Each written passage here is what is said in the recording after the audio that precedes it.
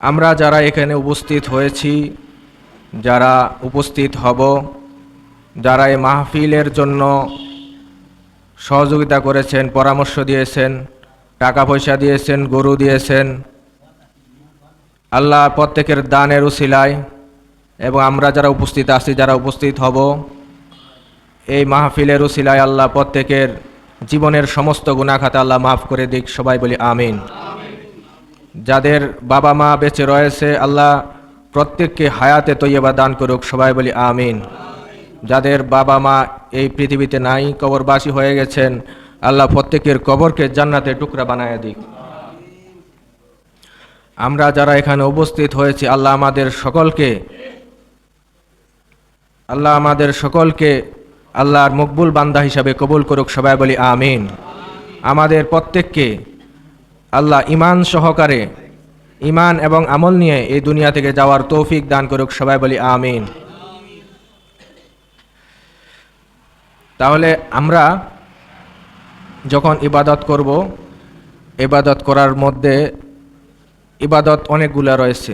যেমন ইবাদতের মধ্যে রয়েছে কি নামাজ আছে না? নামাজ, তারপরে কি আছে?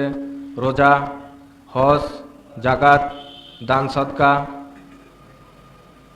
মসজিদে দেওয়া নাকি উরুসে দেওয়া, এগুলা কি পদ্মগুলা কি ইবাদত?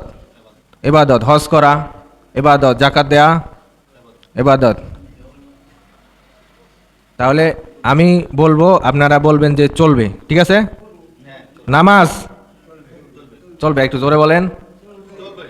নামাজ, রোজা, হজ, জাকাত, দান সদকা, উরুসের মাহফিলে দান করা, উরুসের মাহফিলে শরীক থাকা। তারপরে আমরা কি আমরা ছাড়বো, কোনটা কোনটা আমরা করব না, সেটা আপনারা বলবেন যে বন্ধ, ঠিক আছে? আমি বলবো, আপনারা বলবেন কি বন্ধ। অনেকের ঘুমে ধরছে তো ঘুম ভাঙাই দিচ্ছি আর কি। বসে থাকলে শীতের দিন একটু মানে গরমের মধ্যে বসলে মাঝে মাঝে একটু ঘুম, একটু লাড়াছাড়া দিলে ঘুমটা হয়, মনোযোগটা মনে করেন ইয়া হইলে কথাগুলা কিন্তু মাথার মধ্যে ঢুকবো। তো মিথ্যা বলা বন্ধ। কি মিথ্যা বলা? সুদ, ঘুষ, জেনা, ব্যভিচার, ধর্ষণ, ইয়াবা, বাবা, বউ পিটানো। আল্লাহ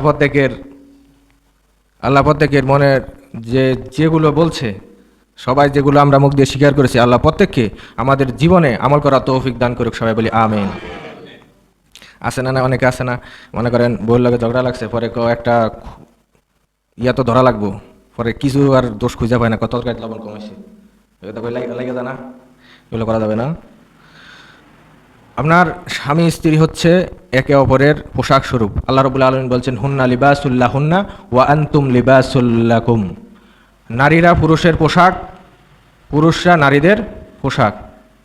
আর যখন ঝগড়া হয় তখন মনে বুঝতে হবে যে জামাইবু যখন এক জায়গায় যায় তখন কিন্তু মাঝে আরেকজন থাকে, সেটা হচ্ছে মিস্টার ইবলিস, শয়তান।